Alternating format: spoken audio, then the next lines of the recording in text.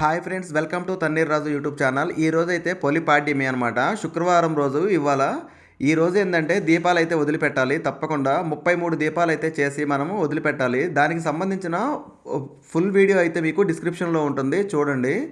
ఏం లేదు, చూస్తున్నాం కదా ఇలా మనమైతే నెయ్యిలో ముంచుకున్న ఈ ఒత్తులు అయితే మనం 33 ఒత్తులు మొత్తం ఇట్లా 5 వచ్చేలాగా పెట్టుకోవాలి.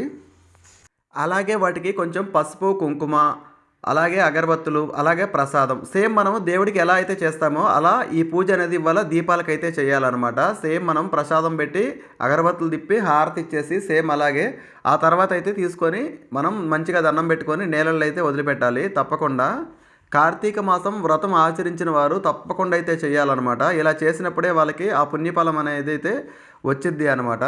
అలాగే అక్కడ చాలామంది పొలికి సంబంధించిన కథ అయితే చదువుకుంటారనమాట. అది చాలా మంచిది, తెలియని వాళ్ళు అయితే తెలుసుకోవాలి. ఆ పొలి కథ ఎన్నప్పుడు మాత్రమే మనకైతే ఈ ప్రతిఫలం అనేది దక్కిద్ది అనమాట. ఆ కథ ఏంటి అనేది ఫుల్ వీడియో అయితే నేను డిస్క్రిప్షన్లో పెట్టాను, అక్కడి నుంచి అయితే వినండి, మీకు క్లియర్గా అర్థమవుతుంది అనమాట. ఈరోజు మార్నింగ్ ఎవరైనా సరే మిస్ అయితే తప్పకుండా ఈవినింగ్ అయితే వదిలిపెట్టండి. ఇలా చూస్తున్నారు కదా, ఈరోజు అయితే చాలా మంచిదనమాట. ఎందుకంటే ఈరోజు పాడ్యమి అనేది ఇవాళ ఒక్కరోజే ఉంటుంది, రేపైతే మళ్ళీ ఉండదు. చాలామంది శుక్రవారం వదిలిపెట్టచ్చా లేదా అని అనుకుంటున్నారు. అలా ఏం లేదు, శుక్రవారాలు, మంగళవారాలు అలా వారాలను బట్టి అయితే వదిలిపెట్టరు. ఇది ఓన్లీ ఏంటంటే తిథులను బట్టి మాత్రమే వదిలిపెడతారు. పాడ్యమి ఏ రోజైతే ఉందో ఆ రోజైతే వదిలిపెట్టాలి.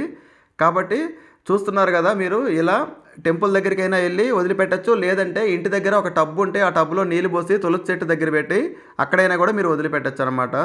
ఆ ఫుల్ వీడియో చూడండి, మీకు క్లారిటీ